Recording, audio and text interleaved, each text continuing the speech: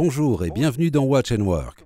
Watch & Work est la série de vidéos de services de Contitech pour les mécaniciens automobiles. Ici, vous apprendrez à remplacer une courroie de distribution sur toutes sortes de moteurs, facilement, rapidement et en toute sécurité. Ces vidéos montrent les étapes clés aux pros de l'atelier. Ça peut prendre quelques minutes, mais ça vaut vraiment la peine. Vous regagnerez très vite ce temps au montage. Je m'appelle Stéphane Meyer et dans chaque vidéo, je vous présenterai un modèle de moteur différent. Alors voyons maintenant le sujet du jour.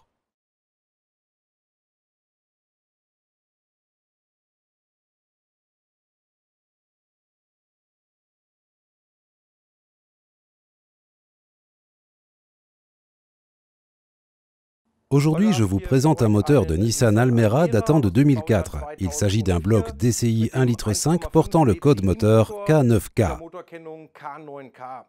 Pour ce moteur, vous avez besoin de notre kit de pompe à eau CT1035WP2 et de notre Toolbox V02 dans laquelle vous trouverez tous les outils spéciaux nécessaires.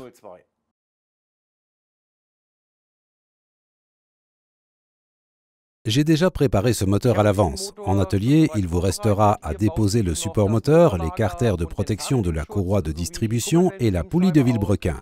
Après avoir déposé la poulie de vilebrequin, remettez en place la vis avec l'entretoise de manière à pouvoir tourner le moteur pour le régler.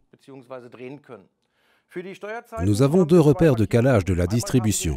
Tout d'abord, nous avons ici un alésage situé à environ 8 heures dans lequel vous devez insérer une tige de blocage. Et côté filtre, juste en amont de la bride de la boîte de vitesse, vous avez une petite vis que vous devez retirer pour y visser à la place une petite tige de blocage. Pour régler le PMH, amenez le moteur juste avant le PMH. Commencez par fixer l'outil de blocage du vilebrequin et faites venir le vilebrequin au contact de l'outil, puis insérez la seconde tige ici en haut. Le moteur et les temps d'ouverture et de fermeture sont maintenant réglés. Vous pouvez maintenant passer au remplacement des composants. Pour ce faire, desserrez l'écrou du galet tendeur et détendez la courroie de distribution. Vous pouvez alors remplacer les différents composants.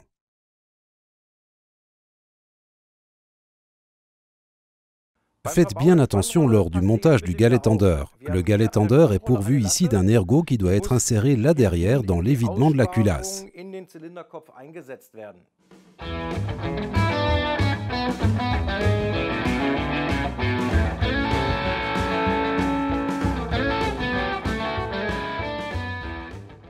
Faites également bien attention avec la courroie. La courroie est dotée d'un sens de rotation et présente deux repères qui doivent être alignés avec ceux du moteur.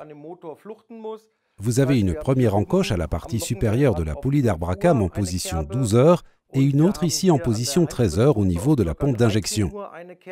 Cette dernière doit également être alignée avec la tête de la vis située derrière.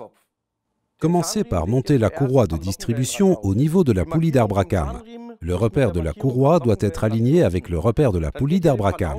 Puis poursuivez dans le sens des aiguilles d'une montre jusqu'à atteindre le galet tendeur. Une fois arrivé au niveau du galet tendeur, vous avez besoin de vous faciliter la vie. Pour cela, vous devez repousser le curseur du galet tendeur à l'aide d'un tournevis pour pouvoir engager facilement la courroie sur la poulie.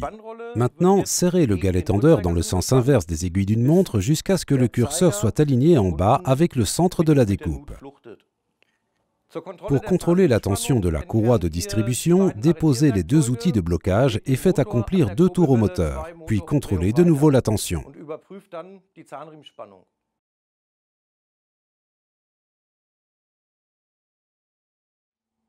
Bon, vous êtes presque arrivé au bout. Il ne vous reste plus qu'à reposer les composants déposés du moteur. Respectez scrupuleusement les instructions du constructeur, notamment les couples de serrage. N'oubliez pas, allez-y doucement. Avant de remettre cette voiture sur les routes, n'oubliez pas notre label qualité.